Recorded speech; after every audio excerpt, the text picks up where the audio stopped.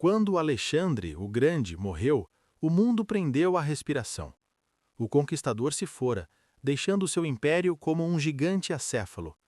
Mas a pessoa que sentiu essa perda mais profundamente não foi um general ou soldado, foi sua mãe, Olímpia, uma mulher que dedicou toda a sua vida à ascensão dele, apenas para acabar encurralada em uma cidade faminta e apedrejada até a morte. Pode-se dizer que foi uma entrevista de desligamento vinda do inferno. A parte mais brutal é que ela morreu lutando pelo legado de seu filho sem saber que sua luta era exatamente o que colocaria tudo por terra. A história nos ensina que os generais gananciosos de Alexandre despedaçaram seu mundo. Mas essa não é a história toda. Esqueçamos por um momento os caras com espadas. Eles eram apenas a subtrama. A verdadeira guerra, material para um reality show de alto nível, foi travada nas sombras entre duas mulheres. Em um canto, a mãe de Alexandre, Olímpia, uma mulher com a ambição aterrorizante de uma mãe de concurso de beleza e a alma de uma chefe da máfia, basicamente uma Kris Jenner com um exército.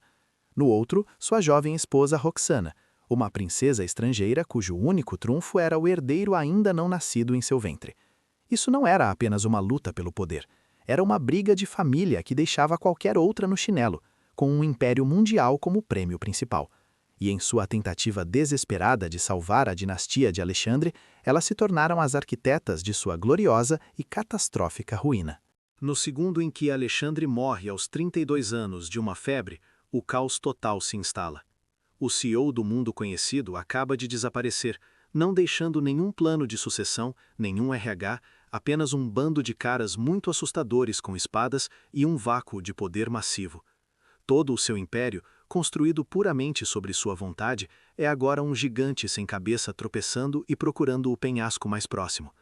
Seus generais, uma diretoria composta pelos machos alfa mais ambiciosos do mundo, se reúnem na Babilônia enfrentando duas opções extremamente desagradáveis para um novo rei. Opção A, o meio-irmão de Alexandre, que, digamos assim, tinha problemas mentais. Ele era o candidato de pensamentos e orações em um mundo que precisava de um senhor da guerra. Opção B, um bebê literalmente ainda não nascido no ventre de Roxana. Então eles elaboram um plano insano e improvisado. Os dois seriam co-reis caso o bebê fosse um menino. Esse acordo era menos uma trégua e mais uma bomba relógio. O verdadeiro poder não estava com esses reis das sombras, ele estava pronto para ser tomado. E duas mulheres se preparavam para jogar o jogo com mais dureza do que qualquer homem. Em um canto está Olímpia, mãe de Alexandre. Essa mulher era assustadoramente inteligente e lendariamente implacável. Havia rumores de que ela pertencia a um culto de encantadores de serpentes, o tipo de hobby que te torna inempregável em uma target, quanto mais para o cargo de rainha regente. E ela pode até ter orquestrado o assassinato de seu próprio marido para colocar Alexandre no trono. Agora, no exílio, ela observa os acontecimentos da lateral do campo, determinada a garantir esse trono para seu neto. Para ela, isso não era o império dos generais, era a empresa da família. No outro canto está Roxana, a princesa estrangeira com quem Alexandre se casou. Agora que ele se foi, ela está completamente sozinha em uma corte cheia de lobos que a veem como uma intrusa. Seu único trunfo é o herdeiro em seu ventre. Mas Roxana não é uma princesa da Disney. Ela sabe que precisa jogar mais sujo do que todos os outros para sobreviver. E sua primeira jogada é gélida. Enquanto os generais ainda estão dividindo o mapa entre si, Roxana não perde um segundo. Pouco depois da morte de Alexandre, sua outra esposa é encontrada morta. E para quem todos apontam o dedo? Roxana. Supostamente ela mandou assassinar sua rival para eliminar todos os outros herdeiros potenciais, antes mesmo de seu filho nascer. Ela não apenas eliminou a concorrência, ela salgou a terra onde eles pisavam. Foi cruel. Alguns meses depois nasce um menino, Alexandre IV. Ele e Roxana são agora símbolos vivos do império, mas também são reféns. Durante anos eles são passados entre generais famintos por poder como um troféu que se ganha e se troca imediatamente, e arrastados pelo mundo em ruínas como peças de jogo político. Os homens que juraram protegê-los estão apenas esperando o momento certo para se livrarem deles de vez. Enquanto isso, Olímpia esperava na Macedônia, aguardando sua hora. Ela detestava o regente Antípatro. Quando ele finalmente morre e seu filho Cassandro tenta tomar o poder, a região mergulha no caos. Para Olímpia, esse é o sinal. Começou. No ano 317 a.C., Olímpia, já com quase 60 anos, marcha para a Macedônia com um exército. Ela enfrenta o exército do rei rival, mas então algo surpreendente acontece.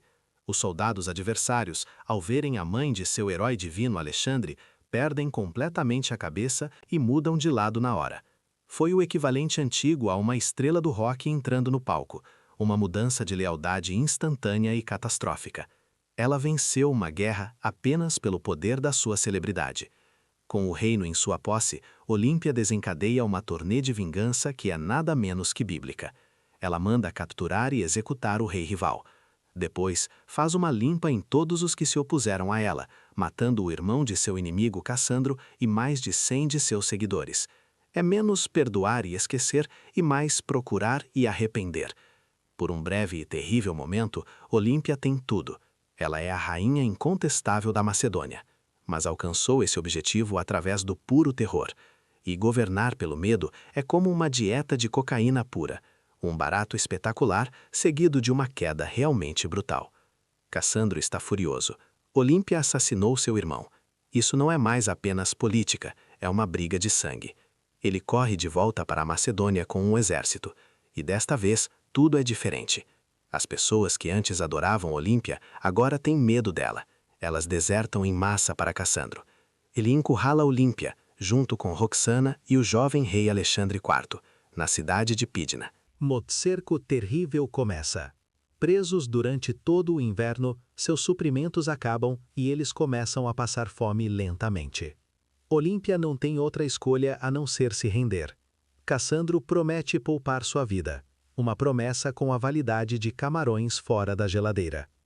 Ele realiza um julgamento de fachada, mas quando seus próprios soldados se recusam a cumprir a ordem de executar a mãe de Alexandre, pois matar a mãe sagrada do herói nacional é um sério destruidor de carreiras, Cassandro se torna criativo. Ele faz com que as famílias dos 100 homens que Olímpia havia matado se apresentem e permite que eles mesmos a apedrejem até a morte. Foi uma vingança em esquema de crowdsourcing ao estilo do mundo antigo. Com a morte de Olímpia, Roxana e seu filho ficam completamente indefesos. Cassandro está no comando, e um herdeiro vivo é um fardo. Ele os tranca em uma fortaleza, uma gaiola dourada onde vivem como prisioneiros por anos. A tragédia final e silenciosa ocorre por volta de 310 a.C. O jovem rei Alexandre IV completa 13 anos. Ele tem idade suficiente para que as pessoas comecem a exigir que ele realmente governe.